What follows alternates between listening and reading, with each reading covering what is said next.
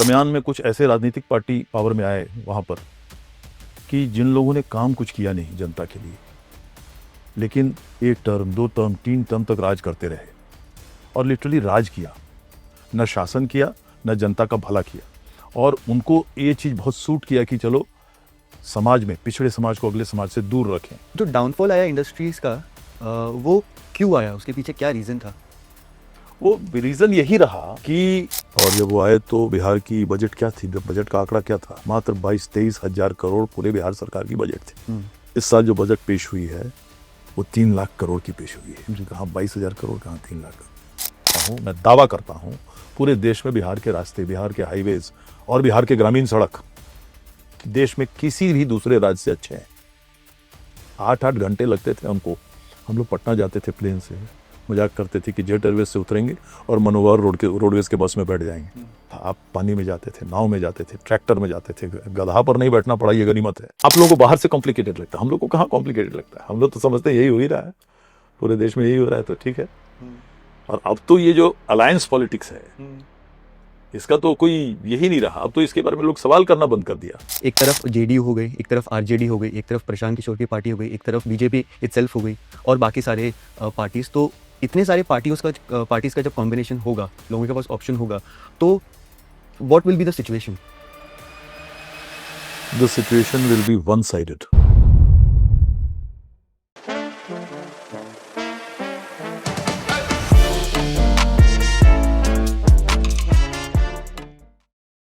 नमस्ते, welcome to this not so political podcast with a politician. आज के जो हमारे गेस्ट है वो काफ़ी इंटरेस्टिंग पर्सनालिटी है। 4 टर्म से तिरहुत ग्रेजुएट कॉन्स्टिट्यूंसी से एमएलसी चुन के आ चुके हैं, बिहार विधान परिषद के सभापति रह चुके हैं और करंटली सीतामढ़ी लोकसभा के चुने हुए सांसद हैं श्री देवेश चंद्र ठाकुर। नमस्ते सर। नमस्ते, नमस्कार। थैंक यू सो मच कि आपने अपना इतना कीमती समय हमें दिया। मेरे और मेरे व्यूअर्स की तरफ से thank you so much. Sir, आपसे बात करने के पीछे हमारा पर्पस ये था कि आपका जो पॉलिटिकल करियर रहा है वो काफ़ी अनकन्वेंशनल रहा है। अगर हम हाल ही की बात करें तो आप शायद से 2024 इलेक्शन के पहले ऐसे कैंडिडेट थे जिनका नाम डिक्लेयर किया था चीफ मिनिस्टर में। आप ऐसे पहले कैंडिडेट थे जो लोकसभा इलेक्शन जीतने के बाद जो अपने वोटर्स हैं उनके प्रति जो आपका गुस्सा था वो आपने पब्लिक के सामने लाया और आपने बहुत ओपनली उसको एक्सेप्ट किया।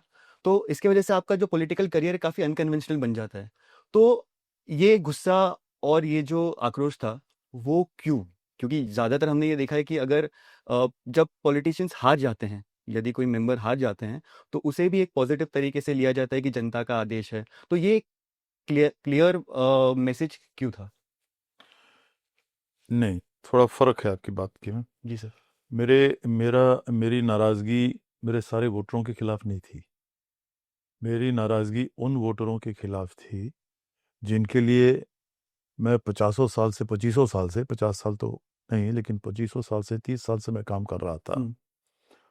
और अगर मुझे उन्होंने इसलिए सिर्फ वोट नहीं दिया कि मैं इस पार्टी का कैंडिडेट हूँ, उनके चहेते पार्टी का नहीं हूँ, ये उन्हें उस समय जानना चाहिए था, समझना चाहिए था जब वो मेरे पास काम के लिए आते हैं। जी। सभी बातों को छोड़कर हम मदद करते हैं आपको जब आते हैं। जी।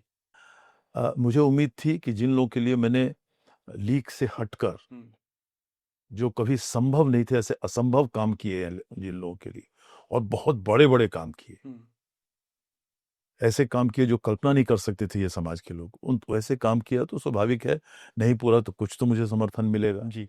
लेकिन जब वो नहीं मिला तो स्वाभाविक रूप से वो नाराजगी मैंने व्यक्त की। वो नाराजगी मेरी आज भी है, लेकिन आज भी जब वो आते हैं मेरे पास और उतने ही संख्या में आते हैं, क्योंकि है किसके पास वो तुवत काम करा देने की इनकी। जी। काम कराना इतना आसान नहीं रहता बिहार जैसे जगह में, और ऐसे ऐसे हमने काम कराए, अजूबे काम कराए जो कोई सोच नहीं सकता है। तो वैसे काम कराने के लिए उनके पास है कौन? तो आज भी आते हैं, मैं कराता ही हूँ। तो स्वाभाविक रूप से मैंने एक नाराजगी व्यक्त कर दी। सर, तो ये जो कास्ट फैक्टर है वो बिहार के राजनीति में कितने वक्त से है? क्या हमेशा से रहा है या कोई पॉलिटिकल नहीं, ऐसा नहीं, ऐसा नहीं, ऐसा नहीं, ऐसा नहीं। देखिए, मैं आज मेरा 72 साल का उम्र है और लगभग मैं समझता हूँ 30-35 साल के उम्र से हम लोग सक्रिय राजनीति में बिहार में आ गए। शुरुआती दौर में वो परिस्थिति उतनी नहीं थी जितनी आज है, वो दिन ब दिन बढ़ते जा रही। दरमियान में कुछ ऐसे राजनीतिक पार्टी पावर में आए वहां पर कि जिन लोगों ने काम कुछ किया नहीं जनता के लिए, लेकिन 1 टर्म 2 टर्म 3 टर्म तक राज करते रहे और लिटरली राज किया, न शासन किया न जनता का भला किया। और उनको ये चीज बहुत सूट किया कि चलो समाज में पिछड़े समाज को अगले समाज से दूर रखें, उनको बताएं कि तुमको इन लोगों ने तुम्हारी शोषण की है वगैरह वगैरह वगैरह। ठीक है, वो आपका आप सोचते हैं कि वैसा हुआ, लेकिन वो जो शोषण हुआ वो शोषण करने वाला बदल गया, सिर्फ शोषित आदमी वहीं का वहीं रह गया, वो और पीछे गया जी। इन लोगों के राज में। तो उसके बाद से जो ये बढ़ा, एक फीलिंग आ गई जनता में कि हाँ हमारी हमारी भलाई हमारा ही समाज का आदमी कर सकता है, हमारी समाज का नेता कर सकता है। ऐसा कुछ नहीं है, ऐसा कुछ नहीं है। हम लोगों ने जो अजूबे काम किए हैं वो कोई तुलना करके आके बता दे किसी और ने किया हो किसी और ने किया हो, तो इसलिए वो सच्चाई नहीं है। और मैं मानता हूं कि बिहार अगर थोड़ा अभी भी थोड़ा पीछे है तो उसका सबसे बड़ा कारण यही है कि वहां की मतदाता, और वो सब करते हैं, वहां के सब लोग ऐसा करते हैं। मैं कोई एक दल या कोई एक समाज को नहीं दोषी ठहरा रहा हूं। हर एक समाज और हर जात का आदमी वहां पर इसी भावना में डूबा हुआ है कि हमको अपने जात को ही मदद करना है। और जब काम लेने जाते हैं तो वो भूल जाते हैं कि हाँ काम हम लेने जा रहे हैं तो हम अपने ही समाज के पास क्यों नहीं जा रहे, दूसरे के पास क्यों जा रहे हैं। उस समय वो भूल जाते हैं अपना काम कराने के समय। तो ये वहां पर है परिस्थिति, ये चल रही है, दुखद है। खत्म होगी हम लोग की जिंदगी में नहीं, कहीं और बाद में खत्म होगी, लेकिन खत्म होगी। पर जैसे आपने कहा कि जो लोग हैं जो वोटर्स हैं उन्होंने जाति के नाम पर जो वोट दिया पर कुछ रिजल्ट नहीं आया। जाति के नाम पर इसलिए वोट दिया होगा कि मेरी जाति का है तो वो इसीलिए मेरा काम करेगा, पर वो देखा किस राज्य में ऐसा हो रहा है कि जात पर लोग काम कर रहे हैं? माननीय शरद पवार यहाँ सबसे बड़े नेता रहे हैं, जाकर देख लीजिए उनके क्षेत्र में हर आदमी के लिए उन्होंने काम किया। वैसा काम एक अगर एक कॉन्स्टिट्यूंसी में देखा जाए तो शायद ही कोई कॉन्स्टिट्यूंसी होगा पूरे देश में जितना काम हुआ हो वहाँ। काम जो काम आप माने इसका मतलब है आप दूसरे समाज के आदमी को आप अपने देशवासी नहीं मानते हैं, आप अपने राज्य के नागरिक उसको नहीं मानते हैं। हकीकत यह है कि जो काम करना चाहेगा, कोई बड़ा नेता काम करना चाहेगा, उसको सबका काम करना ही है, विकास करना ही है। पूरे महाराष्ट्र क्यों इतना आगे चला गया, गुजरात इतना आज क्यों आज चला गया, पंजाब क्यों इतना आगे है? मेहनती लोग हैं, सबकी केयर करते हैं, सब कोई को मानते हैं। महाराष्ट्र सबको आश्रय देता है। हमारे बिहार के बेचारे कितने लोग यहाँ काम करते हैं, हर तरह के काम करते हैं, अच्छे जगहों पर भी है, मजदूरी भी करते हैं। क्यों उनको आना पड़ता है यहाँ? इसलिए कि वहां के पूर्व के नेताओं ने, जिन लोगों ने जातिवाद को उठाया बढ़ाया, उन लोगों ने कोई इस तरह की अपॉर्चुनिटी ही नहीं दी किसी को काम करने को। क्यों बिहार का लेबर जाके पंजाब के खेतों को लहलहाता है, हरियाली देता है? क्यों बिहार का लेबर महाराष्ट्र में 100 फ्लोर का बिल्डिंग बनाता है और वहां क्यों नहीं बन सकता है? उस समय कहाँ चली जाती है जातिवाद? सर मैं ये पूछना चाह रहा था या ये कहना चाह रहा था कि जाति पे वोट देने के बावजूद लोगों को जब रियलाइज होता है कि हमारा तो काम हुआ नहीं, तो जाति पे वोट देना बहुत गलत चीज़ है, पर आज भी हम देखते हैं कि वो चीज़ चला आ रहा है। तो क्या वो वही पॉलिटिकल सिचुएशन की बात वो है जो उन आज लोगों के बीच में मानसिकता आज भी चल आ रहा है जो लोग बिहार से बाहर नहीं गए हैं। ओके। जो जिन्होंने बिहार के बाहर जो पूरे देश में अलग अलग राज्यों में विकास कराया है, लोगों ने वो नहीं देखा है उन्होंने। उनके दिमाग में अभी भी ये है कि हमारा समाज ही हमारा भला कर सकता है, जो कि गलत है।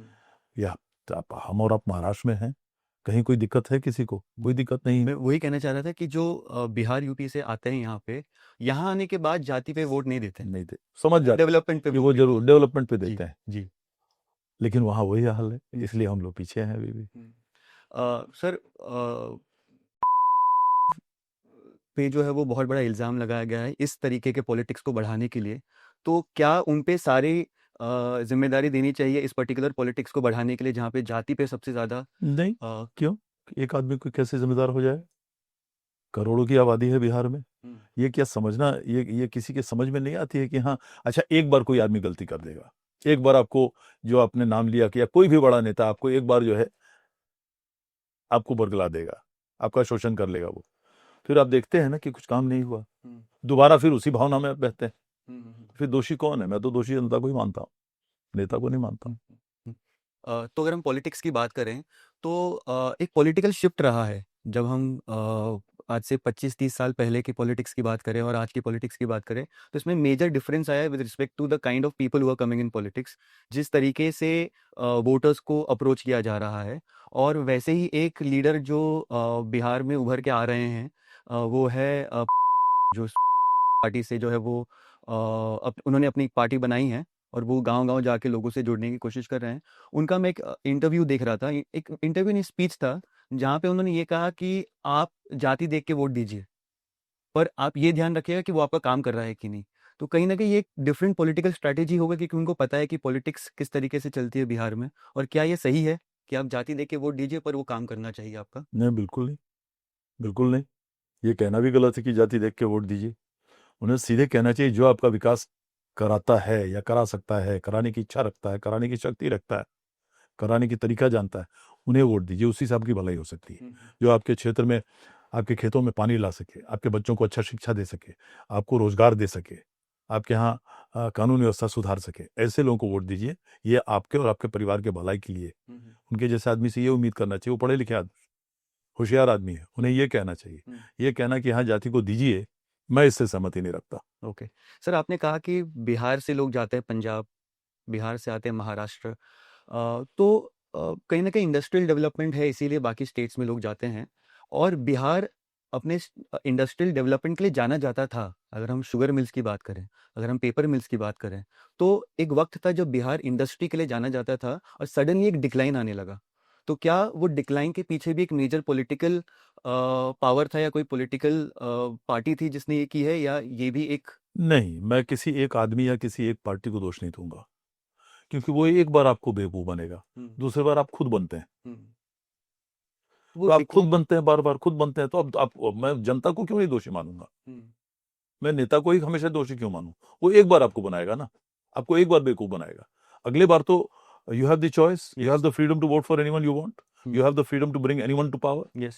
You continue again with the same habit, then why how can you blame the leader only?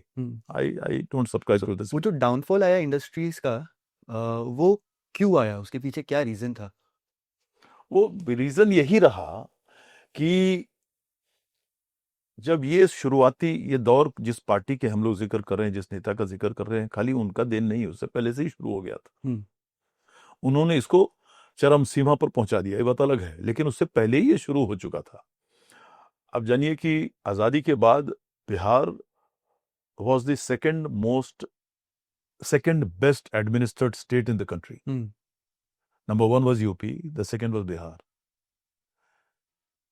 So naturally, the decline did not start from the gentlemen or from the party that we are talking about. It started far before that.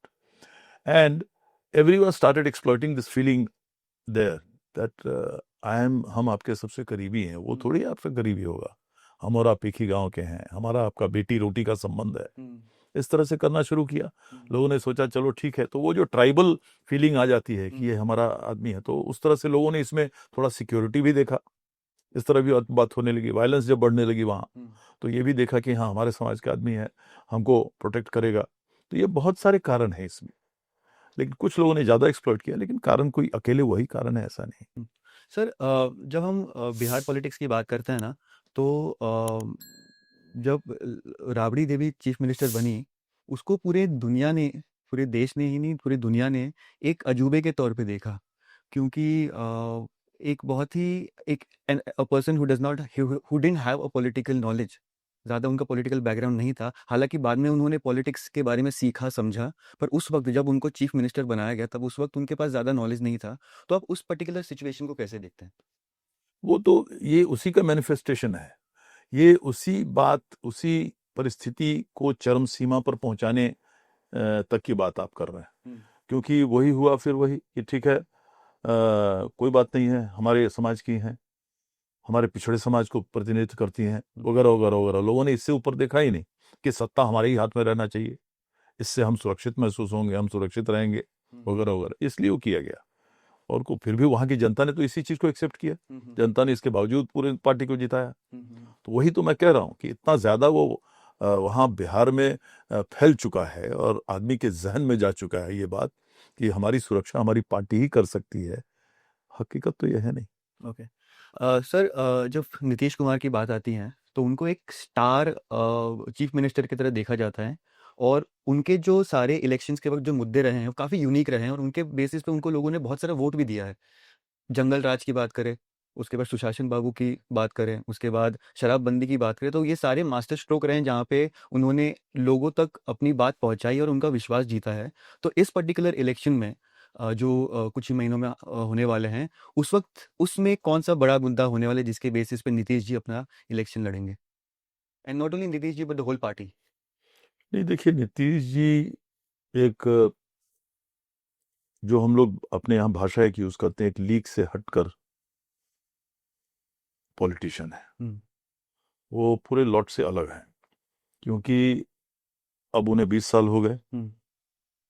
20-22 साल हो गया। 2006 में वो आए, तो मैं समझता हूँ अगले साल 20 साल हो जाएंगे। और उससे पहले वो दिल्ली में भी रहे हुए हैं। और ऐसे बहुत कम नेता, आपको मुट्ठी भर नेता भी नहीं मिलेंगे देश में। हम्म। मुट्ठी तो बहुत बड़ी चीज हो गई। ऐसे बहुत कम नेता आपको मिलेंगे जिन पर 20-20 साल इतने बड़े पद पर, मुख्यमंत्री पर 20 साल रहे, उसके पहले केंद्र में 4-5 साल मंत्री रहे, बड़े बड़े विभाग उन्होंने संभाला, कृषि मंत्री थे भारत सरकार में, रेल मंत्री थे भारत सरकार में। बावजूद उनके इसके उन पर एक सुई के नोक भर का भी दाग नहीं है, किसी भी तरह का। न भ्रष्टाचार का, न मतलब कि विकास जितना कराया उन्होंने पूरे बिहार में, पूरा बिहार दिख रहा है, पूरा देश दिख रहा है, कहाँ से कहाँ उन्होंने ला के रख दिया। मैं भी 2002 से मैं भी विधायक बिहार में रहा, 22 साल रहा। और जब वो आए तो बिहार की बजट क्या थी, बजट का आंकड़ा क्या था? मात्र 22-23 हजार करोड़ पूरे बिहार सरकार की बजट थी। इस साल जो बजट पेश हुई है वो 3 लाख करोड़ की पेश हुई है। जी। कहाँ 22 हजार करोड़, कहाँ 3 लाख करोड़। और हर क्षेत्र में उन्होंने विकास कराया। शायद ही कोई तबका है बिहार में, चाहे वो किसी समाज का हो, किसी जाति का हो, किसी कोने का हो बिहार में, शायद ही कोई कोना हो, शायद ही कोई तबका हो जो उस विकास से प्रभावित नहीं हो। अकेला बिहार राज्य है जहां महिलाओं को त्रिस्तरीय पंचायत राज में, जिला परिषद में 50% आरक्षण दिया उन्होंने। अकेला, पूरे देश में कहीं नहीं है। जो पिछड़े समाज हैं, तथाकथित अति पिछड़ा समाज, दलित समाज, उनको जो सम्मान देने के लिए छोटी छोटी बातों का जो उन्होंने कार्यक्रम बनवाया, 26 जनवरी, 15 अगस्त को जो प्रभारी मंत्री रहते हैं उन्हें जाके झंडा फहराना है, कोई जिला मुख्यालय में नहीं, महादलित के बस्ती में जाना है, ताकि उसको लगे कि हम भी आजाद हुए हैं। हम आज तक वो महादलित नहीं है जो पहले थे, हमारी भी पूछ है, हमारा भी सम्मान है। ये सारा सोच नीतीश कुमार का है। तरह तरह के आरक्षण, अति पिछड़ों का आरक्षण, ताकि वो समाज के मुख्य धारा में आ सके। हर तरह की इस तरह की सोच जो है, यूनिक अजूबा सोच। बिहार अकेला राज्य है जहां पिछले 10 सालों से 50% से ज्यादा हमारी बच्चियां, महिलाओं को पुलिस में भर्ती किया जा रहा है। आपको कहीं भी वहां बिहार चले जाएंगे आप, तो आपको 10 अगर पुरुष दिखाई देंगे पुलिस के, तो 20 दिखाई देंगे महिलाओं की। ट्रू। बड़े बड़े राइफल और स्टेन गन और ये उठाते हो। तो आप चले जाएं बिहार के रास्ते, मैं मानता हूं, मैं दावा करता हूं, पूरे देश में बिहार के रास्ते, बिहार के हाईवेज और बिहार के ग्रामीण सड़क देश में किसी भी दूसरे राज्य से अच्छे हैं।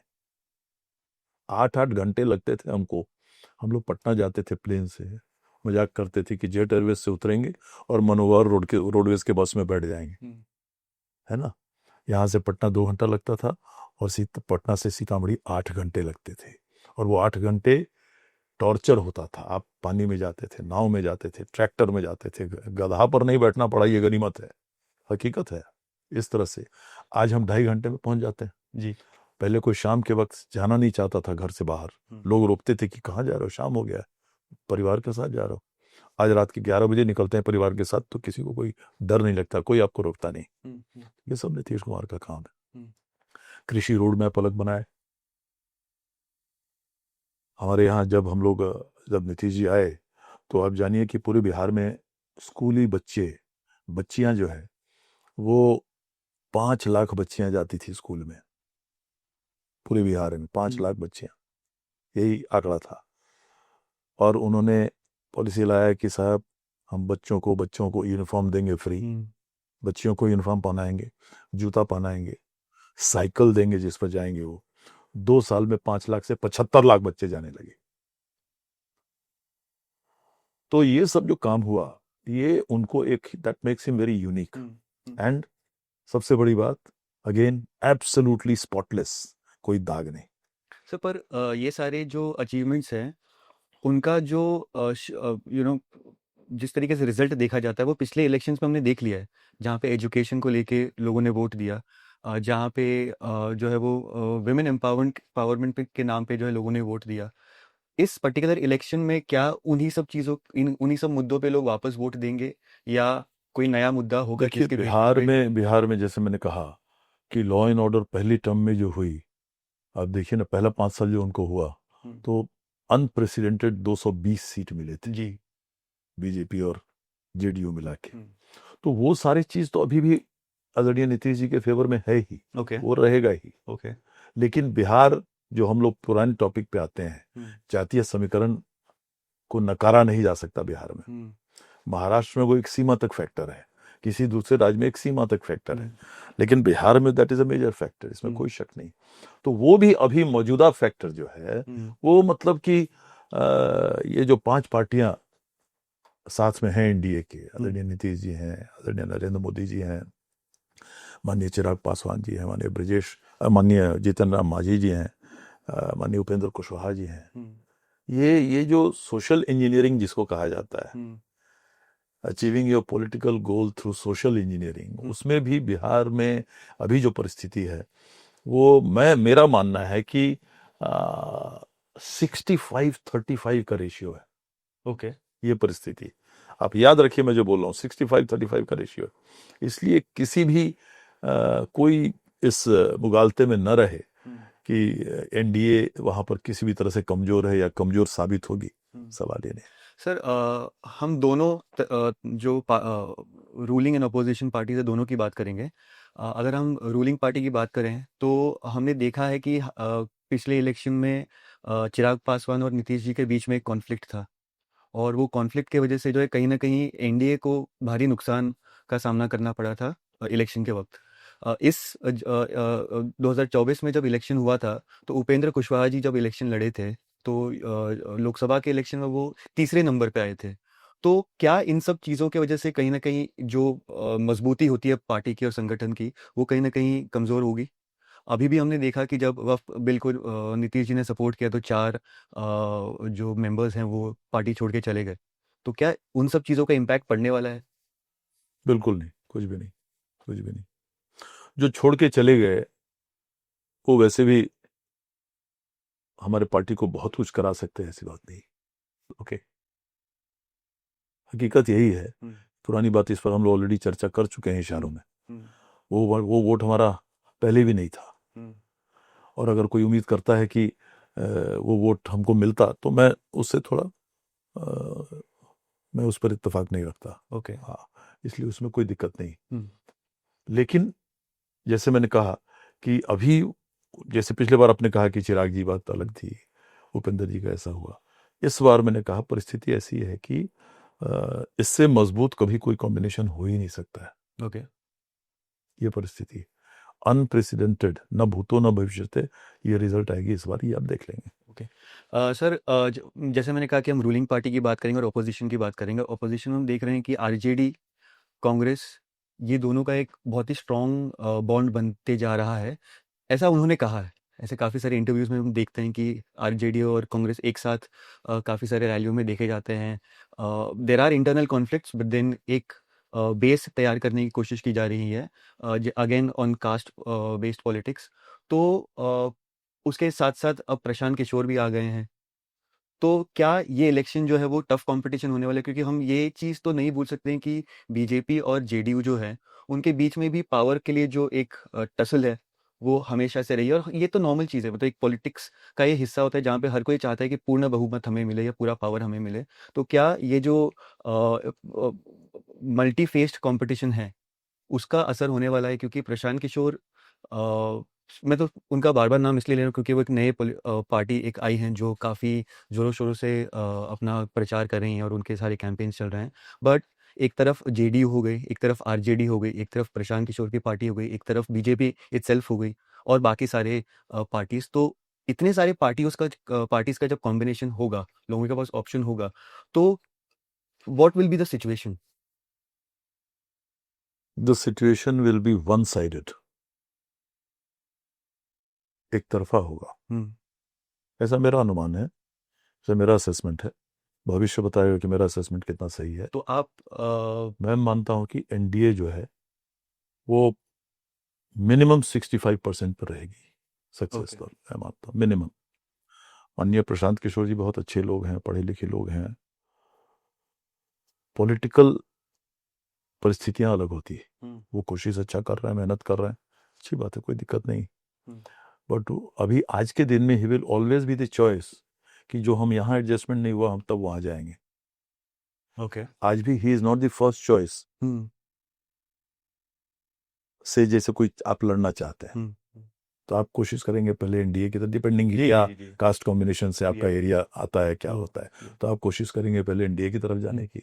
वो नहीं हुआ तभी आप कहीं और जाएंगे। तो he is always, even even today hmm, वो मेहनत बहुत कर रहे हैं, अच्छे लोग हैं, वो सब अपनी जगह है, बहुत होशियार लोग हैं, वो सब अपनी जगह है। लेकिन बिहार की परिस्थिति यही है कि he will not be the first choice, he will be the first choice of the people who have been rejected by others. Okay, that is what I see. Okay. अभी तक कोई देख रहा है। तो क्योंकि वो जेडीयू के साथ रहे हैं और उन्होंने एक पॉलिटिकल स्ट्रैटेजी में हेल्प किया था बिल्कुल। नीतीश जी को, तो आपको नहीं लगता है कहीं न कहीं वो एक वीक पॉइंट हो जाएगा क्योंकि he they know what are the weaknesses of the party और क्या उसके अगेंस्ट वो उस चीज़ को कोई यूज़ पार्टी की कोई वीकनेस नहीं रहती, जनता का मूड काम करता है। करेंगे? ओके।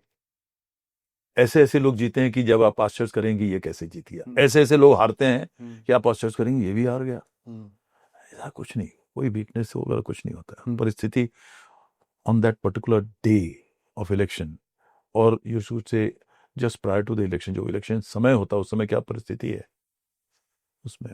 और इसमें एनडीए में दूसरी बात है कि केंद्र सरकार इतनी प्रोएक्टिव है hmm, in matters of development, in everything, इतनी ज्यादा प्रोएक्टिव है कि इस बार तो मेरा अपना असेसमेंट है कि इट विल बी ना भूतो ना भविष्यते। ओके। बिहार पॉलिटिक्स की बात करना चाहूँगा मैं थोड़ा। और मतलब बहुत सारे पॉलिटिकल पार्टी जुड़ते हैं, फिर निकलते हैं, फिर वापस गठबंधन में आते हैं। तो मुकेश साहनी एक बहुत ही नोन फेस बन चुके हैं बिहार पॉलिटिक्स में। वो पहले इंडिया गठबंधन, पहले वो जेडीयू के साथ थे, फिर इंडिया गठबंधन के साथ चले गए। तो वो जो समीकरण होता है जहाँ पे वो लोग अपने मतलब के हिसाब से या अपने पॉलिटिकल एम्बिशन के हिसाब से पॉलिटिक्स में आते हैं, एक पॉलिटिकल गठबंधन में जाते हैं, उस तरीके उसको आप किस तरीके से देखते हैं? क्योंकि कहीं न कहीं नैतिकता की हम बात करते हैं, एथिक्स की बात करते हैं और फिर हम अपने पॉलिटिकल बेनिफिट की वजह से जो है वो किसी एक पार्टी के साथ जाएँगे, फिर उसके साथ संबंध तोड़ देंगे। तो अ, देखिए सही है या गलत है ये मैं जनता पर छोड़ता हूं हुँ, इसका जवाब। लेकिन अगर मैं गलत कर रहा हूं तो कहां मुझे जनता उसके लिए सजा देती है? उसके बाद भी तो पुरस्कृत कर ही देती। हुँ, जो आपने कहा आज आप इधर जाते हैं और कल वो छोड़ के उधर चले जाते हैं, तो ये कितना नैतिक है? हुँ, तो मैं उधर चले जाता हूं और जनता फिर से मुझे निर्वाचित कर ही देती है, हुँ, तो इसका मतलब है जनता भी ये चाहती है या जनता इसे गलत नहीं मानती है। तो हम सार्वजनिक जीवन में आए हैं, जो जनता चाहेगी हम वही करेंगे, सीधी बात है। आप ये गलत, हम पब्लिक लाइफ में आए हैं हुँ, और पब्लिक के लिए काम करने आए हैं। जब पब्लिक ही चाहती है कि ठीक है ये काम कीजिए, या पब्लिक मैं जो कर रहा हूं पब्लिक उसको नहीं मुझे रोकती है, मुझे पुरस्कृत कर देती है, जिसको तो भी पुरस्कृत कर देती है, वैलिडेशन मिल जाता है। स्वाभाविक रूप say that becomes a very valid point. उस पर ठप्पा लग जाता है जनता का। हुँ, लोकतंत्र है, जनता मालिक है, हुँ, सीधी बात है। ओके। तो अगर हम मुकेश सहनी की बात करें तो उनके बारे में आपका क्या कहना है? क्योंकि नहीं, दोनों लीडर है, पक्ष नौजवान बने है, हैं। क्या होता है, वो अपना जगह ढूंढ रहे हैं अपने बिहार की राजनीति में, अच्छी बात है, क्या दिक्कत है उसमें? मंत्री भी रह चुके हैं, हुँ, क्या दिक्कत है? हर आदमी को अधिकार है, और ये हम लोग जनता पर छोड़ते हैं। अगर हम सही कर रहे हैं हमें निर्वाचित करो, हम नहीं कर रहे हैं तो हम ठहरेंगे आगे के तो लिए। वो कॉन्फ्लिक्ट का रीज़न क्या था मेजरली? बिकॉज़ नीतीश जी के इतने करीबी रह चुके थे। और उसके बाद कॉन्फ्लिक्ट। देखिए, राजनीति में बहुत कम लोग हैं जो परमानेंट दोस्त और परमानेंट दुश्मन रहते हैं। ये पूरा देश का आप देख रहे हैं कहानी, पूरे देश का। इसलिए ऐसा कुछ नहीं, कोई परमानेंट यहाँ पे ये कोई ये अ, वो परिस्थिति नहीं रहती कि हमेशा के लिए परमानेंट के लिए आप अलग हो गए, परमानेंट के लिए जुड़ गए, ऐसा नहीं रहती। वो this is all time bound, okay. It is all time bound and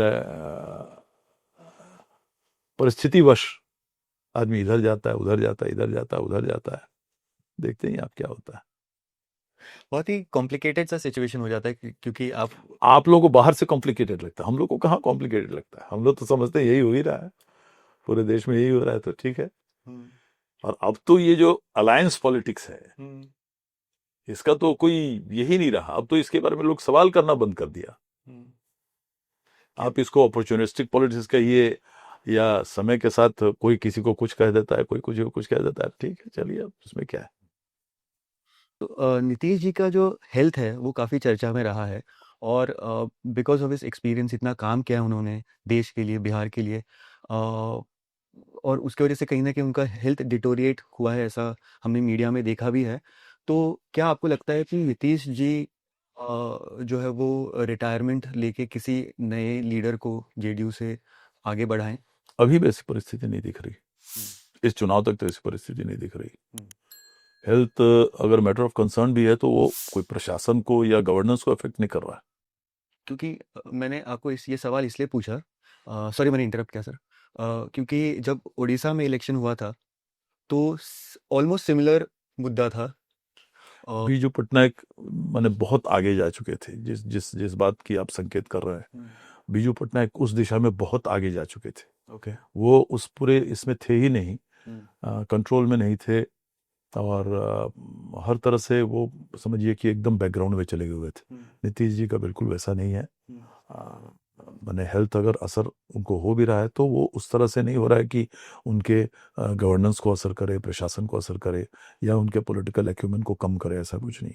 sir, Bihar election से, बिहार पॉलिटिक्स से हम आपकी बात करना चाहेंगे कि एक ब्यूरोक्रेट और पॉलिटिशियंस का एक बॉन्ड होना बहुत ज़रूरी है, और हमने देखा है कि काफ़ी वक्त जो है वो एक bureaucrat, IAS officer, IPS officer और एक चुने हुए लीडर के बीच में कॉन्फ्लिक्ट हो जाता है, एंड आपको एक बॉन्ड की तरह देखा जाता है जो दोनों लिंक्स को एकदम यूनाइट करके रखते हैं। भले ही वो फिर आप ही के पार्टी के लोग हो या ऑपोजिशन लीडर्स हों, वो आपके पास आते हैं अपना कुछ काम कराने के लिए। हर जगह होता होगा, बट देन ये बॉन्ड आपने कैसे बना के रखा है? क्योंकि you are known for that. जब भी नहीं, कॉन्फ्लिक्ट होने का क्या कारण हो सकता है? ईगो आप एक तो आप मेनली होता है। नहीं, ईगो नहीं होती। ईगो अगर होता है तो गलत होता है। इसमें ईगो का क्या है? आप इलेक्टेड रिप्रेजेंटेटिव हैं, आपका काम है अपने क्षेत्र का विकास कराना, अपने लोगों का काम कराना, और जो जायज काम है वो आप कहेंगे ही। अगर वो कोई ब्यूरोक्रेट नहीं करता है जायज काम को तो स्वाभाविक रूप से आप नाराजगी दिखाएंगे, लेकिन वो बड़ा क्षणिक होता है, वो बड़ा टेम्परेरी चीज होता है। ओके। वो कोई जिंदगी भर के लिए नहीं हो जाता है कि ये मेरा काम नहीं कर रहा है, ऐसा नहीं कर रहे हैं। बहुत बहुत बार हमने देखा है कि हमारे जो जनप्रतिनिधि हैं, निर्वाचित जनप्रतिनिधि, वो जानते हैं कि ये काम डिफिकल्ट है, और इसीलिए वो जो ब्यूरोक्रेट है वो उसको नहीं कर पा रहा है। तो लेकिन उनकी ये मजबूरी है कि हमारा जो आदमी है, हमारा जो मतदाता है, हमारा जो इलाका है, वो ये कम से कम देखे तो कि मैंने प्रयास किया उसके काम के लिए। तो वो इसलिए वो प्रयास करता है, वो देखता है। बहुत काम वो चाहता है कि हो जाए, बहुत काम उसको दिखाना भी पड़ता है कि हाँ मैं तुम्हारे लिए प्रयास कर रहा हूँ। तो ऐसा कोई अनबन किसी इलेक्टेड रिप्रेजेंटेटिव और ब्यूरोक्रेसी में मैंने बहुत कम देखा है। ऐसा कभी जल्द देखा नहीं। होता है तो बहुत ही क्षणिक होता है, ऐसी कोई बात नहीं। लेकिन अगर काम होने वाला हो तब नहीं करे किसी कारण से, तो निश्चित रूप से हम लोग भी सख्ती दिखाते हैं, इसमें कहीं कोई शक नहीं। तो ऐसा क्या है कि सारे, जब किसी का काम नहीं होता है, या मान लीजिए कोई एमएलए है या कोई ऑपोजिशन लीडर है या कोई एमपी है, उनसे अगर कोई काम नहीं हो पाता है तो वो उनको पता होता है कि हाँ देवेश जी है, उनके पास अगर जाएंगे तो he might be able to do that job.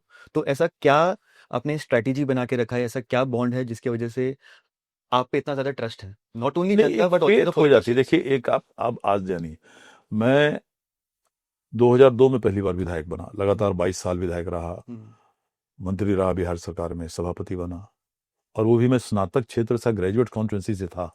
लोगों से एक विधानसभा नहीं संभलती है, मेरी 28 विधानसभा की कॉन्स्टिट्यूंसी थी। ओके। 5 लोकसभा की, 4 जिले की, और एक नाराजगी, एक कहीं कंप्लेन मेरे क्षेत्र या पूरे चारों जिले में चले जाते उस समय एक नाराजगी नहीं मिलती किसी भी तरह की, किसी भी तरह की। तो उसका कारण है कि आपको जानना है, एंड आप में वो हिम्मत होनी चाहिए अपने मतदाता को बताने की कि नहीं, जो तुम कह रहे हो वो गलत है, ये काम तुम्हारा नहीं हो सकता है कानूनन। भूल जाओ इस बात को। वो क्षणिक आपसे दुखी होगा, वो दूसरे के पास चले जाएगा, वो भी नहीं करा सकेगा, तीसरे के पास जाएगा, फिर कहेगा कि यार मेरा काम होने वाला तो नहीं था, सही बात है, उन्होंने ही सही कहा था, वो समझ जाएगा। और जब होने वाला है और वो देख रहा है कि आप ट्राई कर रहे हैं, उसको इतना दिखना चाहिए कि आप सही तरीके से कोशिश उसके लिए कर रहे हैं, वो इस बात दैट इज इनफ हो जाए तो आपको बहुत शाबाशी देगा। नहीं भी हो तो बोलेगा नहीं साहब ने कोशिश तो किया, नहीं किसी कारण से नहीं हो सका। सर आप काफ़ी सीनियर लीडर हैं पार्टी के। एज तो हो ही गया मेरा 72 साल का। एक्सपीरियंस वाइज भी कि आपने इसलिए मैंने अनकन्वेंशनल कहा क्योंकि आपने एक जो पॉलिटिकल स्ट्रैटेजी और लोगों का होता है उससे हट के आपने कहा कि नहीं मैं जो है वो ग्रेजुएट कॉन्स्टिट्यूंसी से इलेक्शन लड़ूंगा। आप इंडिपेंडेंट इलेक्शन भी लड़े हैं, आप इंडिपेंडेंट इलेक्शन लड़ने के बाद भी उतने ही स्ट्रॉन्ग वोट से जीते हैं। तो उसके बावजूद जब पिछले साल मंत्रिमंडल बना था सेंटर में, तो आपका नाम कहीं ना कहीं आ रहा था कि आपको एक मंत्री पद दिया जाएगा और वो नहीं हुआ। तो उसके पीछे कोई कारण था? क्योंकि कारण यही था कि चैनल्स में कारण यही था कि बिहार से 2 ही बनने थे, और हमसे बहुत सीनियर और ज्यादा लायक लोग थे बनने वाले। 3 आदमी बन गए बिहार से, माननीय ललन बाबू बने, माननीय जितेंद्र मांझी बने, माननीय रामनाथ ठाकुर जी बने। वो कोटा उससे ज्यादा बनना नहीं था। मैं कभी न सुना था कि मुझे बनाया जाएगा, ना मुझे कोई उम्मीद थी, ना मेरी वैसी कोई चाहत थी। कोई मंत्री बन के आप ज्यादा काम नहीं कर सकते, एक विभाग के आप चीफ बन जाते हैं जी लेकिन काम करने को देखिए। हम लोग मैं बताता हूँ, आपने बात की जब उस 22 साल की बात की जब मैं विधान परिषद में था, हमने नॉन कन्वेंशनल काम किया सब जगह। हम सीधे जाके सिर्फ हम ये विधायक कोटा को इस्तेमाल करके आपका रास्ता बना देते हैं, आपका ये करवा देते हैं, वो करवा देते हैं, वो तो नॉर्मल चीज है, वो तो होता ही था। हमने जनता के बीच में एक विश्वास पैदा किया कि साहब हम आपकी भलाई चाहते हैं। मैं पहले ही जीतने से पहले मेरे चारों जिला में मैं जैसे जीता, सबसे पहला काम मैंने जो शुरू किया,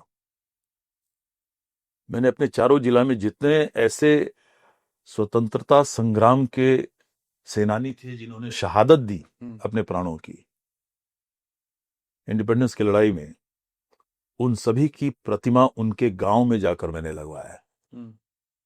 आप सोच सकते हैं आजादी के बाद से आज तक किसी ने ये सब काम नहीं किया था। जुब्बा सहनी की प्रतिमा मैंने उनके गांव में मीनापुर में लगवाया, मुजफ्फरपुर में। रामफल मंडल जी, अमर शहीद रामफल मंडल जी की प्रतिमा मैंने बाजपट्टी में लगवाई, मधुरापुर में उसके रहने वाले थे। इन सबों को अंग्रेजों ने गोली से मार दिया या फांसी चढ़ाया था। बाबू अमीरी सिंह की प्रतिमा हमने सकरा में लगवाई। बैकुंठ शुक्ला की प्रतिमा हमने लालगंज में लगवाई। बरगिनिया में आजादी के बाद से आज तक सरदार पटेल चौक कहलाता था, लेकिन किसी ने प्रतिमा लगाने का काम नहीं किया था, मैंने लगवाया। लाल बहादुर शास्त्री जी की प्रतिमा हमने मुजफ्फरपुर पार्क में लगवाई, बहुत बड़ी पार्क बनवा के। तो ये सब के लिए मेरे लिए जरूरी नहीं था, और न किसी ने मुझे कहा था, ये मेरी अपनी इच्छा होती थी, मैं करवाया। मैं अपने पूरे चारों जिला में लेके हजारों से ज्यादा तिपहिया साइकिल बांट चुका हूं, अपने पैसे से, सरकारी पैसे से नहीं, जो पूरी तरह से विकलांग है उनके बीच में। तो ये जनता देखती है कि ये यहाँ पर गलत काम करके नहीं आ रहे हैं। जनता के दिल में ये बैठता है, वो बोलता है नहीं, जब समय वो बोलता है बैलेट के जरिए, जो मतदाता है वो बैलेट के जरिए बोलता है। हमने कई एक बच्चे जो मेधावी बच्चे थे, उनको साइलेंटली, किसी को बिना बताया, उनको हमने फाइनेंशियली मदद किया, गरीब बच्चों को, और वो आज बहुत अच्छे अच्छे जगह पर चले गए हुए हैं। हमने, हमारे यहाँ के एक बच्ची है जो बॉम्बे में, आप आश्चर्य करेंगे, उसके पिताजी चौकीदार है, झोपड़पट्टी में रहते हैं, और वो आ गए एक बार हमारे पास बच्चों को लेके, और बड़ी बच्ची उनकी थी, वो बताई कि अंकल हम डॉक्टर बनना चाहते हैं, हमको सिर्फ ट्यूशन करवा दिए 1 साल, हम जरूर अपना परीक्षा निकाल लेंगे। आप सोच लीजिए, एकदम गरीब लड़की, इतनी गरीब की आप कल्पना नहीं कर सकते, पूरा परिवार, लड़की ने पूरा परिवार। और हमने ढूंढा कि कहाँ से इसको मेडिकल का ये करवाए, उसको ट्यूशन दिलवाए। लोगों ने खोज के बताया, भाई हमने कहा चलो पढ़ो तुम, और वो पूरी साल भर मेहनत की, हमने उसको पूरा उसका स्पॉन्सर किया, और वो फर्स्ट अटेम्प्ट में उसने निकाल लिया। Okay, it's great. 5 साल हो गए, अभी इंटर्नशिप कर रही, अच्छा। ओके। इंटर्नशिप कर रही, यहीं बॉम्बे में रही थी। ओके। तो इस तरह के बहुत काम हमने किया। हमने, आप जान लीजिए, आपको आश्चर्य होगा कि दानापुर में सेकंड ओल्डेस्ट आर्मी रेजिमेंट है इंडिया का। एकदम मेन रोड है दानापुर में, वहीं पर है। और वहां पर की जो युद्ध स्मारक, जो वॉर मेमोरियल है, वो इस कदर ध्वस्त हो गई थी कि आप कल्पना नहीं कर सकते। आपको लगता था कि कौन सा खंडर है, क्या है क्या है। और उनके पास वो फंड नहीं रहता था, रेजिमेंट के पास आता नहीं था केंद्र से उसको रिनोवेट करने के लिए। तो मेरे पास आए एक बार, जब उन्होंने पढ़ा मेरे बारे में कि ये शहीदों का बहुत काम करते हैं, शहीदों के लिए, तो वो आए। कर्नल साहब थे, ब्रिगेडियर साहब थे, वो आए पटना मेरे घर पे। वो है कि साहब, आप लोगों के पास फंड रहता है, तो आपने बहुत सारा काम कराया है, और हम चाहते हैं कि हमारा भी रिनोवेशन आप कर देते, वॉर मेमोरियल का। तो उन्होंने कहा कि हमने कई बार स्थानीय नेताओं से बात किया, लेकिन आज तक किसी ने कदम बढ़ाया नहीं हमारी मदद के लिए। सुने हैं आप करते हैं, तो हम चाहते हैं आपको। तो मैंने उन्हें बताया कि देखिए, हाँ, ये इसकी जानकारी आपको नहीं है। आपने जो स्थानीय नेताओं से मांगा, वही लोग आपको दे सकते हैं ये पैसा, सरकारी पैसा। हाँ, जो यहाँ के लोकल एमएलए हैं, लोकल एमपी हैं, वो लोग अपने कॉन्स्टिट्यूंसी में ही करा सकते हैं, बाहर नहीं करा सकते हैं सरकारी पैसे से।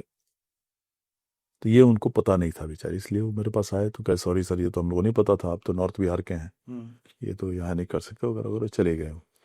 तो मैं अगले दिन खुद होके चला गया वहाँ दानापुर रेजिमेंट, और मैंने देखा वो, और वाकई बहुत उसकी हालत खराब थी, एकदम खंडर, एकदम मेन रोड पे।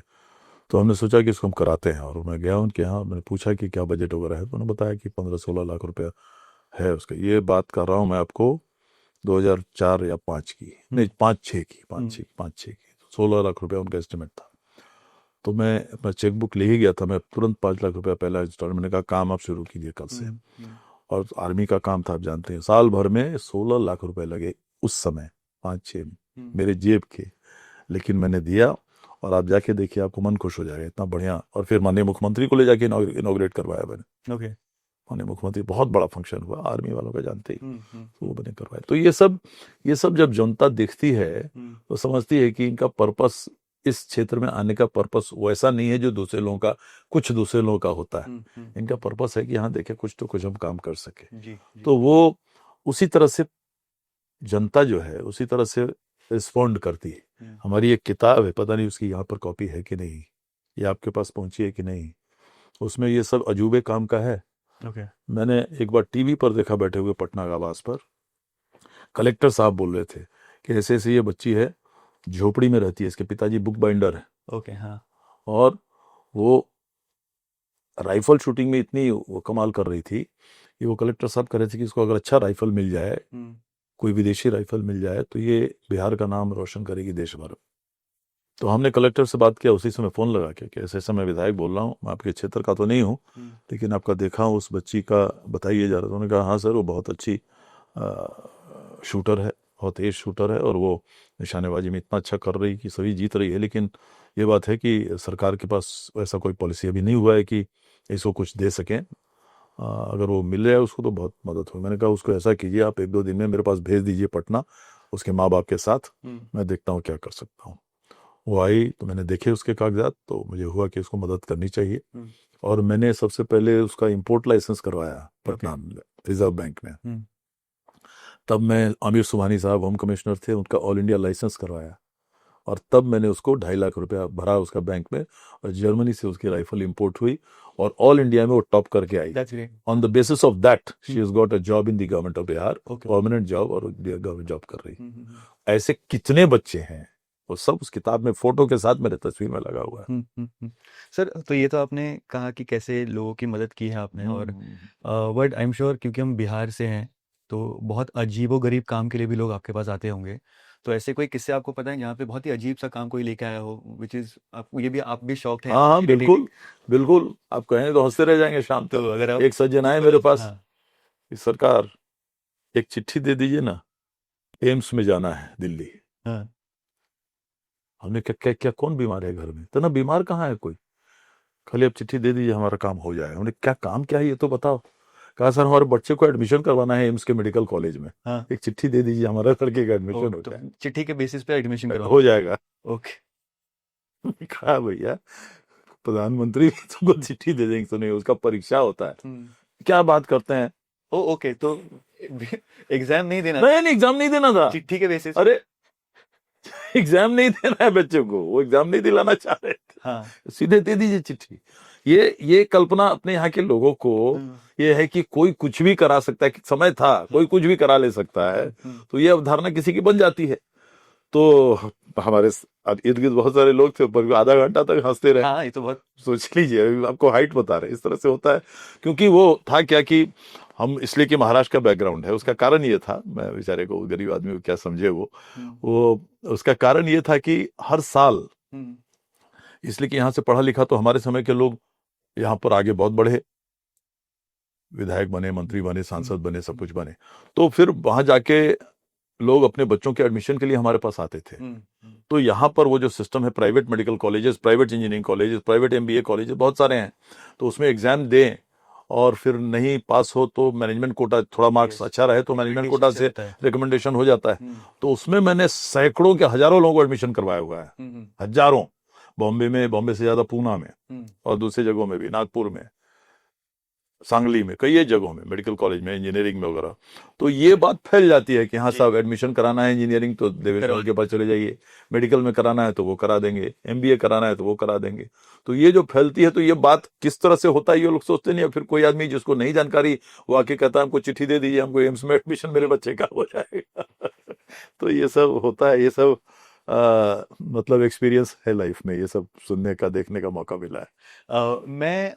हम संजय सिंह एक बहुत ही नोन जर्नलिस्ट हैं, उनका इंटरव्यू ले रहा था, तो उन्होंने कहा कि पॉलिटिशियंस के बारे में हम बात कर रहे थे कि पॉलिटिशियंस के बारे में हर कोई, पुलिस के बारे में तो एक पॉजिटिव साइड बताता है, पॉलिटिशियंस की कोई बात नहीं करता। तो उन्होंने कहा कि कैसे करेंगे, पॉलिटिशियंस के बाद आते भी वही लोग हैं जिनके पास कुछ गलत काम होता है, तो वही काम कराने के लिए लोग आते हैं।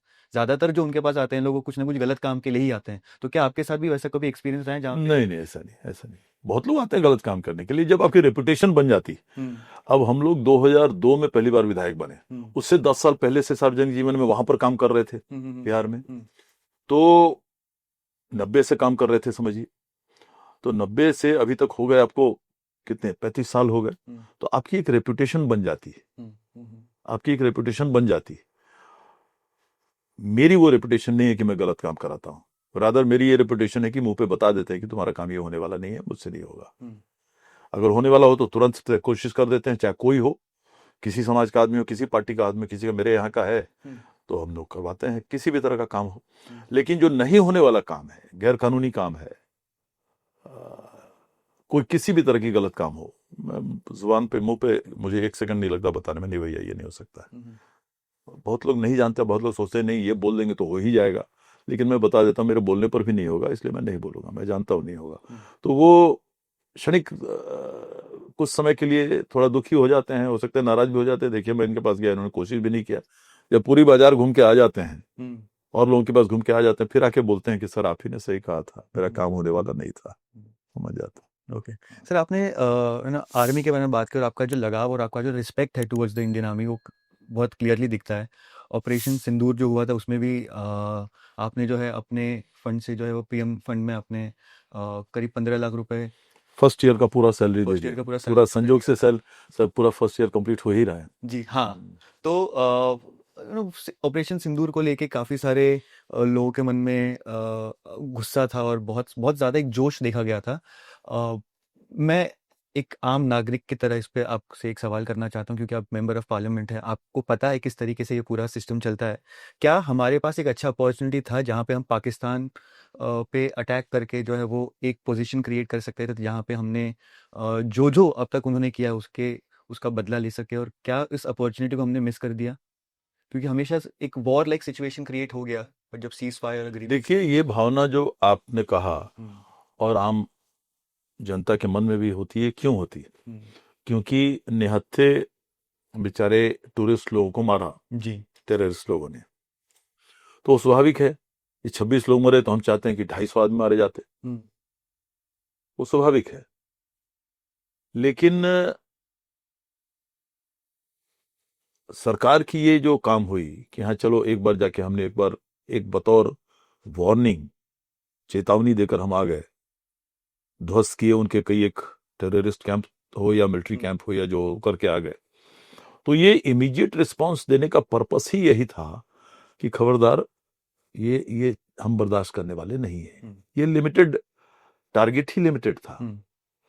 अदरवाइज आप चलाते, वॉर होता, फुल फ्लेजेड वॉर होता, तो उधर हम 26 जवान खोए, उधर हो सकता है हम 5,000 10,000 दुश्मनों को खत्म कर देते, तो हमारे भी 1,000 2,000 भी और जाते जी। ये शायद मुझे लगता है सरकार के मन में या गवर्नमेंट के मन में ये सोच रहा होगा कि एक बार हम इसको एक सबक दे देते हैं और फिर देखते हैं क्या होता है। Wait and watch, future options are always open. लेकिन अब ये 26 हुए बहुत ही दुखद है जी, इसमें कोई ये नहीं। और हर भारतीय चाहता है कि 26 हुए तो हम लोग 250 मार के आ जाए, 500 मार के आ जाए, पूरा खत्म ही करके आ जाए उसको। लेकिन सरकार जब जो लोग चलाता है तो एक जिम्मेदारी के साथ चलाता है, इसलिए वो ख्याल रहा होगा कि अभी कम से कम इतना हम इसको ये कर दें कि हम बर्दाश्त करने वाले नहीं है, हम अभी इतना तुमको सिग्नल दे रहे हैं, अब आगे जो है तुम समझ जाओ, इस पे संभल जाओ तो अच्छी बात है। हम भी तुम्हारे यहाँ के निर्दोष लोगों को मारना नहीं चाहते, हमारा वो नहीं है। लेकिन अगर ये चलते रहा तो हाँ, I am capable, we are capable, we will see what we can do. Okay, ऐसा मुझे लगता है ऐसे ही रहा होगा। मैं थोड़ा लोकसभा और पार्लियामेंट की बात करना चाहूँगा, क्योंकि जो पॉलिटिशियंस की हम बात करते हैं तो एक गॉड फिगर देखा जाता है। अब हम देखते हैं कि एक ऑरा होता है, बहुत सारे लोग आसपास इर्द गिर्द घूमते हैं और एक बहुत कमाल का वाइब उस वक्त क्रिएट हो जाता है। तो वैसा आपने एक्सपीरियंस किया है जहाँ पे बहुत ज़्यादा एक ऐसा आपको ओवरवेलमिंग सिचुएशन होगा जहाँ पे आप भी मे बी शॉक हो गए या आपको नहीं समझ में आ रहा था कि क्या हो रहा है, क्योंकि लोगों का प्यार जब उमड़ता है, जब लोग आपको प्यार देते हैं या आपको अपना रिस्पेक्ट दिखाते हैं तो उसकी कोई सीमा नहीं होती है। एंड बिहार में भी हम देखा जाता है कि जो पॉलिटिशियंस को एक बहुत ऊंचे दर्जे पे देखा जाता है, तो क्या वैसा कोई एक्सपीरियंस रहा है जहाँ पे आपने? नहीं, ये जो फीलिंग आप बताते हैं ना आम जनता की वो फीलिंग बड़ा लिमिटेड पीरियड के लिए रहती है। वो तब तक रहती है तब तक जब तक कि वो अगला काम आपको जो नहीं होने वाला काम हो वो बताता है, और उसका काम जब नहीं होता है वो तुरंत वो उतनी तेजी से गिर जाती। ओके, वो परमानेंट ये नहीं रहता है। You are not God, politicians are not God, every person has a limitation.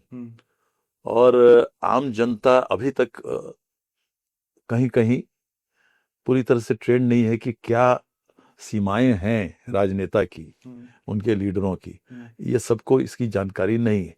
और वो नहीं जानते हुए उस सीमा को नहीं समझते, वो उससे सीमा पार की मांगे और इच्छा रख देते हैं उनके पास कि ये मेरा ये करा दीजिए, हमारे यहाँ वो करा दीजिए, हमारे यहाँ ये करा दीजिए, ये मांग लेते हैं। अब हम निर्वाचित हुए और 1 महीने के अंदर हमने 2 नए ट्रेन खुलवा दी जी। एक था कि हमको पटना से सीतामढ़ी ट्रेन एकदम जरूरी है, वो तो हमने 15 दिन के अंदर खुलवा दिया। और दूसरा ट्रेन था कि यहाँ पटना से हमको मुंबई के लिए खुलवाइए, तो उसमें हमने अभी खुलवाया तो क्या हफ्ते में 1 दिन खुलवाया, पटना से सीतामढ़ी आती है जी। और जनता कहती है उसको दिल्ली क्यों नहीं करवा रहे हैं? तो जो एक्सपेक्टेशन है वो बढ़ते रहती है। अब ट्रेन कोई खिलौना है कि ला के रख दीजिए और चल दिए, बढ़ जाइए आप लोग, पैसा तो है नहीं। तो आदमी कोशिश करते रहता है। अब हम लोगों ने मुजफ्फरपुर सीतामढ़ी का दोहरा रेल लाइन बिछाने के बाद काम शुरू हो गया, वो हो जाएगा तो और ट्रेनें बढ़ा सके। अब ट्रेन कितनी बड़ी इन्वेस्टमेंट है और कितना बड़ा एक्सरसाइज है एक नया ट्रेन रूट क्रिएट करना, ये तो लोग तो समझते नहीं, वो तो सीधे डिमांड कर देते हैं, आप नेता बन गए कर दीजिए। तो इस तरह से होता है, वैसा नहीं है कि कोई आदमी, अब हम लोग महाराष्ट्र में रहे तो यहाँ के सारे नेता हमारे बहुत करीबी रहे। विलासराव देशमुख जी से मेरे संबंध, बहुत कम लोगों के उतने अच्छे संबंध रहे होंगे जैसे मेरे थी, बहुत कम लोग। आप उनको गुरु की तरह मानते थे? और बिल्कुल। और सुशील कुमार शिंदे जी भगवान की दया से आज हैं भी, विलासराव जी तो चले गए, ईश्वर उनकी आत्मा को शांति दे, शिंदे साहब आज हैं, उनसे भी मेरे संबंध वैसे ही हैं। तो हम लोगों ने देखा है कि क्या काम हो सकता है, नहीं हो सकता है, ये हो सकता है। लेकिन जिस तरह से ये जो मैंने कहा प्रशिक्षण कहा जाता है, ट्रेनिंग कहा जाता है, तो हमारी यहीं पर हो गई। और इस चीज को हम लोग कभी इसके अंदर घुसने नहीं दिए कि लोग आ रहे हैं और उस पर बहुत ज्यादा आह्लादित हो जाइए और बहुत ज्यादा अपने आप को समझने लगे कि हम बहुत बड़े आदमी हैं और वगैरह वगैरह। ये सब बेवकूफ़ी जो है, क्योंकि ये सब कितनी टेम्पररी चीज है, ये हम लोगों ने देखा हुआ है।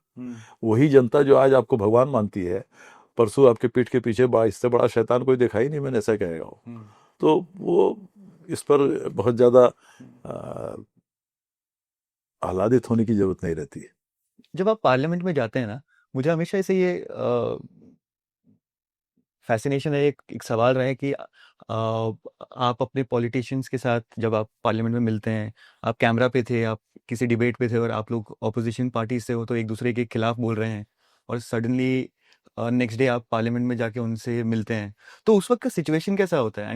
एंड कभी कभी तो ऐसा भी होता है कि आज मैं एक पॉलिटिकल पार्टी के साथ थे हम, कल हमने किसी और के साथ एक गठबंधन बना के सरकार बना ली, तो अजीब सा नहीं लगता कि आज मैं एक पॉलिटिकल पार्टी को कहीं ना कुछ गलत का बोल रहा था और आज कोई उसके कोई साथ अजीब नहीं लगता, एकदम बिल्कुल। कैसे सिचुएशन होता होगा? वो अपने आप वो अपने आप जहन की बात है ना, हम्म। कि हमको क्या करना है। ये तो सबके साथ होता है। हम्म। देखिए, मैं जेडीयू का राष्ट्रीय प्रवक्ता था जी। 2010 से 2012। उस समय तक हमारी भारतीय जनता पार्टी के साथ अलायंस थी, तो बिहार में ही थी, नेशनल लेवल पे नहीं थी। और 2010 से 12 नहीं, 2012 से 14 माननीय प्रधानमंत्री नरेंद्र मोदी जी 14 में पहली बार बने। तो हम लोग के पार्टी का स्टैंड जो था उसको राष्ट्रीय टीवी पर रखने के लिए मुझे भी एक प्रवक्ता बनाया गया था। तो 2 साल हम लोग थे। तो almost every day, every evening I used to be on television on the top most channels, चाहे वो अर्णब गोस्वामी रहे हों, चाहे राजदीप सरदेसाई रहे हों, राहुल शिवशंकर रहे हों, मैडम निर्मला सीतारमण सामने रहती थी, मैडम स्मृति ईरानी सामने रहती थी, और टॉप पीपल सब रहते थे सामने। और हमने 2 साल फर्स्ट क्लास ये किया। और पूरी तरह से आप यूट्यूब पर अभी भी देख ले सकते हैं निकाल के, पूरा 1-1 घंटे का डिबेट रहता था जी।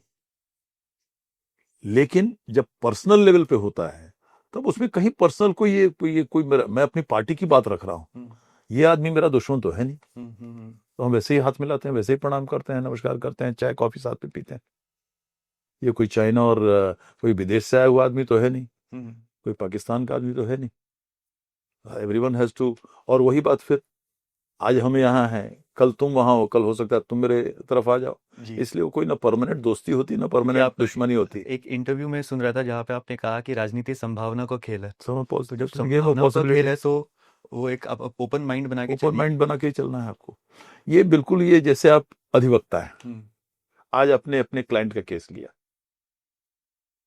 कल कोई और केस में वही क्लाइंट के अगेंस्ट शायद आप आर्ग्यू करेंगे जी दूसरे केस में। ऐसा होता है कि नहीं? यस यस होना ही है। तो वैसे ही बात है।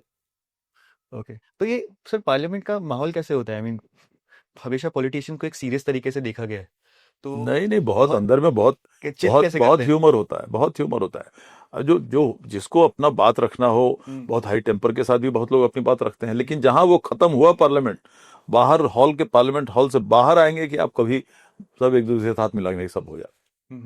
आपका एक जब आप जो बिहार विधान परिषद के सभापति थे, तो एक सिचुएशन हुआ था जहाँ पे बीजेपी अपोजिशन में थी, जेडी और आरजेडी की सरकार थी, और सम्राट चौधरी का कुछ हल्ला मचा था और वो मुर्दाबाद कुछ करने लगे थे, तो आपने उनको बुला के कहा था कि महोदय ये मुर्दाबाद ये सब नहीं चलेगा। स्वाभाविक है, वो सर, जब आप चेयर पे रहते हैं तो कंट्रोल करना ही पड़ता है, संभालना ही पड़ता है। तो चेयर पर अथॉरिटी बहुत ज्यादा रहती है। तो उन्होंने शायद आपने शायद से उनको फिर चेंबर में बुलाया था और कुछ बातें। वो होता है, वो कुछ नहीं, मेरे हमेशा से उनके संबंध बहुत अच्छे रहे। वो ये देखिए, ये सब होता ही है इसमें, पार्लियामेंट में वो भी जो करते हैं वो बिहेवियर, वो मतलब सम्राट चौधरी नहीं करे, कोई भी जो विपक्ष वाले हों या पार्टी वाले हों, वो जो बिहेवियर हाउस में रहती है, हाउस के कमरे से बाहर आते ही वो पूरी खत्म हो जाती। सभापति रहा हूं, कितनी भी गर्मा गर्मी रहे, हाउस में गए फिर सब आ जाते थे बैठने चाय पीने हमारे चैम्बर में। ये तो होता ही है। तो कभी कभी लोग तो ऐसे ही मस्ती करते होंगे कि पता नहीं क्या चल रहा है, बस हल्ला मचे तो हमें मचा देंगे। ऐसा कहीं कहीं तो होता ही है, कुछ लोग तो करते ही है, लेकिन बहुत सारी बात अंदर उस पर चर्चा नहीं करना चाहिए, सभी मान्य रहते हैं अंदर, उस पर ज्यादा हाँ नहीं, चर्चा नहीं करना मैं सीरियस तौर पे नहीं बोल रहा था, चाहिए। हाँ, बट कभी मजाक मस्ती के तौर पे कि हाँ चलो मस्ती मजाक भी बैठे होता रहो, है, बिल्कुल होता है, कि ऐसी उसको बातें होता ही है, ऐसी कोई बात नहीं होता ही है। क्योंकि इंडिया का पार्लियामेंट ही एक ऐसा पार्लियामेंट है जहाँ पे मनमोहन सिंह जैसे प्राइम मिनिस्टर को भी कविता पढ़ा दिया था, उन्होंने भी कविता आके पढ़ाई थी। तो वो उस पावर, उस पार्लियामेंट का वो पावर है, वो एक एनर्जी है, बिल्कुल बिल्कुल इतने बिल्कुल बड़े बिल्कुल। लर्नेड बहुत पर्सन नहीं, आगे। और वो बहुत ही वो, मतलब क्या कहा जाए, डेमोक्रेटिक इंस्टीट्यूशन का सबसे बड़ा मंदिर तो वही है, पार्लियामेंट ही, इसमें कोई शक नहीं। वहां बहुत सीखने को बहुत मिलता है, और कोई ये नहीं कह सकता कि मैंने पूरा सीख लिया आखिरी चीज। You will always have something to learn, something more to learn. हमेशा आपको कुछ नया सीख मिल सकती है वहाँ अंदर में, कोई शक नहीं। ओके सर, बिहार दिवस को एकदम धूमधाम से मनाया जाता है और पूरे देश में उसकी चर्चा होती है, और उस सेलिब्रेशन को इनिशिएट आपने ही किया था। तो वो आइडिया कैसे आया कि हर स्टेट में जा जाके हम जो बिहार से लोग बसे हुए हैं वो आके उस दिवस को सेलिब्रेट करें? चीफ मिनिस्टर जाते हैं वहाँ पे, सभी लोगों से मिलते हैं, एंड देखिए, काफ़ी सारे कंट्रोवर्सीज भी रहे हैं उसके बारे में। मैं बताता हूँ आपको, नहीं कंट्रोवर्सी नहीं रहा है कभी। मैं आपको बताता हूँ, मैंने बताया आपको मेरी पढ़ाई लिखाई महाराष्ट्र बचपन से ही जी। हुई। तो महाराष्ट्र में हम लोग आए तो यहाँ 1 मई को महाराष्ट्र दिवस मनाया जाता है। जी।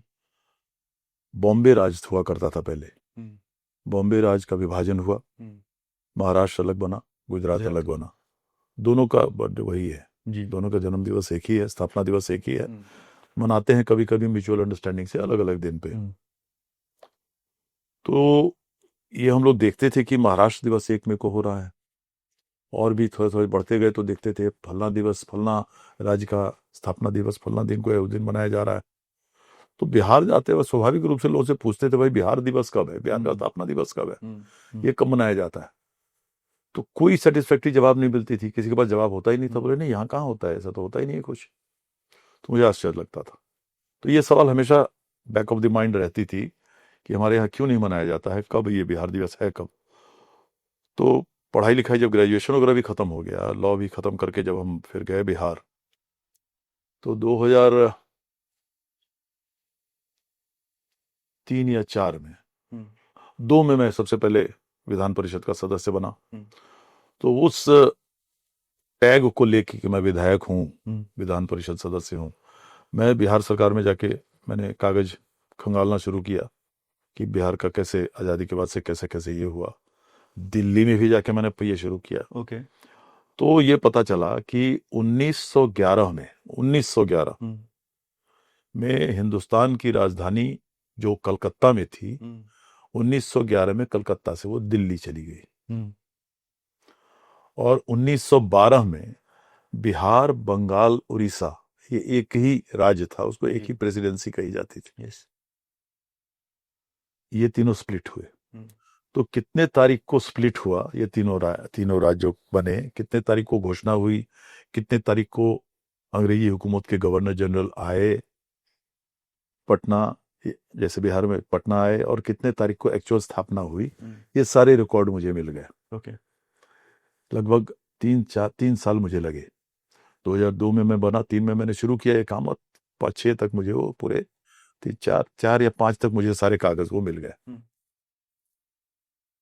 तो मैं सबसे पहले आदरणीय लालू जी के पास गया, उन्हीं का राज था उस समय, और उनके पास जाके मैंने कहा कि सर ऐसे ऐसे है। तो उन्होंने उसको बहुत सीरियसली नहीं लिया। बोले, उसको क्या फायदा इससे करने का। मैंने कहा उनसे, बिहार दिवस डिक्लेयर करा दीजिए, तो एक आइडेंटिटी क्रिएट होता है।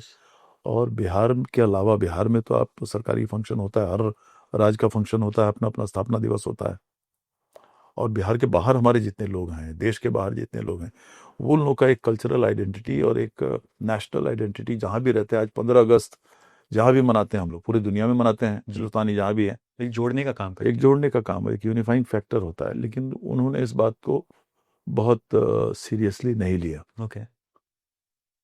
तो मैंने कहा ठीक है, देखते हैं। तो फिर 6 में आदरणीय नीतीश जी आए, 7 में उनके पास गया, मैं मुख्यमंत्री बन गया 6 में वो। तो उनके पास गया, मैं निर्दलीय ही था, लेकिन उनके बारे में देखता था कि दिल्ली में इतना अच्छा काम कर रहे हैं, तो ये मन में था कि आगे का पॉलिटिकल करियर हम लोग इन्हीं के साथ बिताएंगे। तो उनके पास गया, और मैंने कहा कि उससे पहले उनसे 4-5 बार मुलाकात हो चुकी थी, तो हमने उनको बताई ये सारी बात। तो वो, उन्हें 5 मिनट भी नहीं लगा इसका महत्व समझने में। तुरंत बहुत आश्चर्य होकर उन्होंने गिरीश शंकर, उस समय कैबिनेट सेक्रेटरी थे, IAS, उन्हें बुलाया।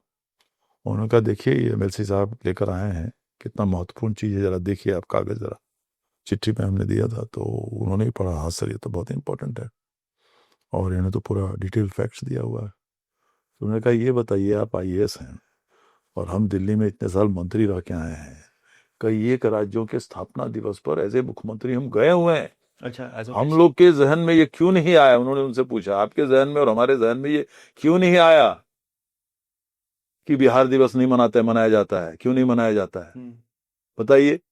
और तब उनको कहा आप चलिए इसको वेरीफाई कीजिए, पता लगाइए, जितना कागज ये तो पूरा है लेकिन आप पूरा वेरीफाई कीजिए ऑफिशियली, अब यस, बाजाबता गवर्नमेंट की तरफ से। 2 साल उन्होंने पूरा correspondence of government of India के साथ, इधर इतना का समय कागज लगे। उधर का कागज, हाँ, वो कागज सरकारी काम तो करते करते 2009 में वो आया और उन्होंने कहा सर जो इन्होंने दिया है 100% सही है, ये 3 डेट में आप किसी तारीख पर आप इसको डिक्लेयर कर सकते हैं। तो वो 15 अप्रैल आया, 12 अप्रैल आया था, 12 मार्च आया था, 15 मार्च आया था और 22 मार्च आया था। तो माननीय मुख्यमंत्री ने देख के कहा कि चलिए 22 मार्च का कैबिनेट नोट बनाइए, कैबिनेट से इसको पारित कराया जाएगा, बिहार स्टेट की कैबिनेट से। इत्तेफाक से 8 में मैं मंत्री बन गया था बिहार सरकार में, तो इत्तेफाक से सौभाग्य से मैं भी उस कैबिनेट का सदस्य था। तो उसमें राजगीर के पहाड़ों पर वो कैबिनेट हुई थी। ओके। और वहां पर ये one of the items in the cabinet, one of the items in the agenda of the cabinet ये था कि बिहार दिवस 22 मार्च को मनाया जाएगा। और माननीय मुख्यमंत्री ने इनफॉर्मली कहा भी लोगों को ये काम इन्हीं का है, देवेश जी का ही है। और उसके बाद से फिर शुरू हुआ। और 10 में आपको याद होगा 2011 में दिल्ली में माननीय संजय झा जो अभी हमारे राष्ट्रीय कार्यकारी अध्यक्ष हैं, उनके नेतृत्व में दिल्ली में बुरारी में, जहाँ हमारे बिहार के बहुत सारे लोग रहते हैं, वहाँ पर मनाया गया बिहार दिवस। वहाँ भी माननीय मुख्यमंत्री गए थे।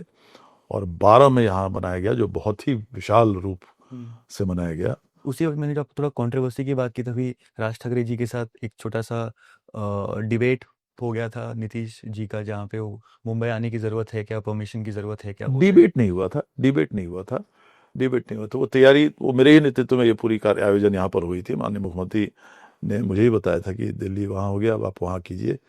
उन्होंने पूछा कर लीजिए, मैंने जरूर कर लूँगा सर, उसमें क्या दिक्कत है। और बहुत मेहनत हम लोगों ने किया, सभी लोगों ने, यहाँ पर जो हमारे यहाँ लोग रहते हैं, आपके परिवार के लोग भी थे उसमें पूरी तरह से लगे हुए। और लगभग 3-4 महीने हम लोग पूरे यहाँ पर घूमे, एक एक गांव, एक एक गली, एक एक इलाका, एक एक जहाँ झोपड़पट्टी कितने हैं, बहुत जगह इलाका जहाँ इंडस्ट्रियल एरिया है, सभी जगह घूम के हम लोगों ने बहुत मोटिवेट किया लोगों से, सारी तैयारियाँ की। और वो डेट तय हुआ। और वो डेट तय होने से 5-6 दिन पहले मुझे याद है कि हम लोगों ने सुमई, ये जो आपका साइंस स्टेशन के बगल का फील्ड ग्राउंड हम लोगों ने तय किया था। तो वो तय कर दिया हमने, उसको बुक कर दिया, उसमें स्टेज बनने लगे। और उसके बाद वो पुलिस कमिश्नर साहब के यहाँ से फ़ोन आया, साहब आप ही उसका आयोजक हैं? मैंने कहा हाँ साहब हैं। तो ज़रा आप 5 मिनट आ जाते कमिश्नर साहब से मिलने, ज़रा कुछ ज़रूरी बातें करनी। तो हम लोग गए तो कमिश्नर साहब ने बताया, इंटेलिजेंस रिपोर्ट्स बताया कि साहब ये बहुत बड़ा प्रोग्राम होने जा रहा है। और इन्होंने ग्राउंड जो सिलेक्ट किया है वो माननीय नीतीश कुमार मुख्यमंत्री जो हैं उन्हें मतलब prime minister top grade security उनको अलॉटेड है। और ये ग्राउंड में वो सिक्योरिटी वो नहीं हो सकता है, वो एक ही एंट्रेंस और उसी फिर एग्जिट है, कहीं कुछ घटना हुई तो वापस आना असंभव हो जाएगा, इसलिए यहाँ पर ये परमिशन नहीं दिया जा सकता है। तो मैंने कहा कमिश्नर साहब को, साहब अभी 4 दिन बाकी हो रहा, अब आप 5 दिन बाकी हो रहा, पर ये आप कह रहे हैं। तो साहब आप ही के लिए कह रहे हैं, आप बड़ा ग्राउंड लीजिए तो और बड़ा कार्यक्रम आपका होने जा रहा है। इसमें बताया है कि बहुत ज़्यादा लोग इसमें आने वाले हैं और इसमें तो परमिशन देना असंभव है, लाइफ का सवाल है, आप चाहिएगा कि वहाँ किसी तरह की दुर्घटना हो जाए। तो खैर वो कैंसिल करके तब सामने का सुमैया मैदान, जिसकी कैपेसिटी है करीबन 1.5 से 2.25 लाख की, वो हम लोगों ने बुक की। बहुत बड़ा स्टेज बना। और उसी समय वो 3-4 दिन पहले वो माननीय राज ठाकरे जो यहाँ नेता हैं, उनका एक स्टेटमेंट आ गया कि साहब यहाँ पर ये लोग क्या स्थापना दिवस मना रहे हैं। और वो 100वां था 12 में 2012, 1912 में स्थापना हुआ था, तो 2012 में हम लोग ने कार्यक्रम कर रहे थे, तो बिहार शताब्दी दिवस मनाया जा रहा था, हम लोग स्थापना दिवस। तो बहुत मोटिवेट हुए थे सब कोई, हम लोग 3-4 महीना घूमे। प्रोग्राम अकेला वो मैंने टोटल 100 हर चीज़ जो भी उसमें वो मेरी तरफ से किया गया था। और फिर वो माननीय राज ठाकरे ने इस बात को उठा दिया कि हम ये कार्यक्रम नहीं होने देंगे यहाँ, ये अपने राज्य में जाके करें वगैरह वगैरह। तो खैर we all accepted that challenge, उसमें क्या है उस पर। और उसमें कार्यक्रम उन्होंने किया बहुत अच्छी तरह से कार्यक्रम। उसके बाद वो कार्यक्रम से 2 दिन पहले इत्तेफाक से वो स्टार माझा एक चैनल होता था जो अभी एबीपी माझा कहलाता है, तो उसमें शायद खांडेकर थे, ये कौन थे यहाँ के एडिटर चीफ, तो उनका फ़ोन आया मुझे कि हम चाहते हैं कि शाम में एक आपका शो करें, हम लोग चाहते हैं आपका कार्यक्रम हो। यहाँ स्थानीय लोग जो उसमें बाधा पैदा कर रहे हैं वो गलत है। हर आदमी को अपने राज्य का यहाँ करने का अधिकार है। तो खैर उसमें हम कहे क्यों नहीं, हम जरूर आ जाएंगे, कोई दिक्कत नहीं। वहाँ गए और शाम को घंटे 1.5 घंटे का वो इंटरव्यू था। उनके बहुत सारे जो तथाकथित तगड़े विधायक लोग थे वो सारे लोग थे इसमें चैनल पर, वो भी यूट्यूब पे आप देख सकते हैं। और वो गया और मैंने फेस किया और बहुत अच्छी तरह से वो कार्यक्रम हुआ। तो वो जो हुआ वो पूरे महाराष्ट्र में इनके पार्टी के लोगों को बहुत ज़्यादा प्रभावित किया, वो चैनल, वो इंटरव्यू जो था चैनल का। और उन लोगों ने अपने नेताओं को फ़ोन करके बोला साहब, और मराठी में ही, मैं पूरा कार्यक्रम मराठी में था पूरा 100%। तो वो आश्चर्य सबको हो रहा था।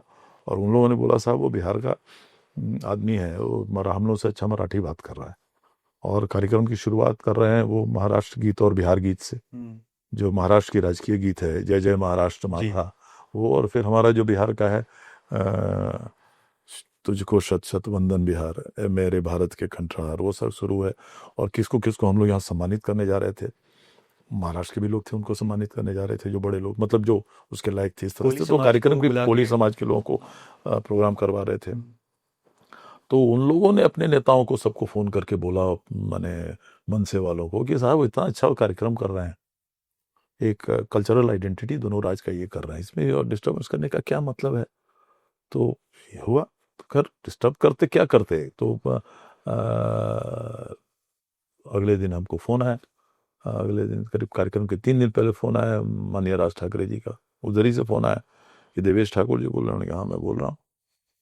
तो बोले कि आप कहाँ पे हैं? मैंने कहा सर मैं कोलाबा में हूँ, घर पे।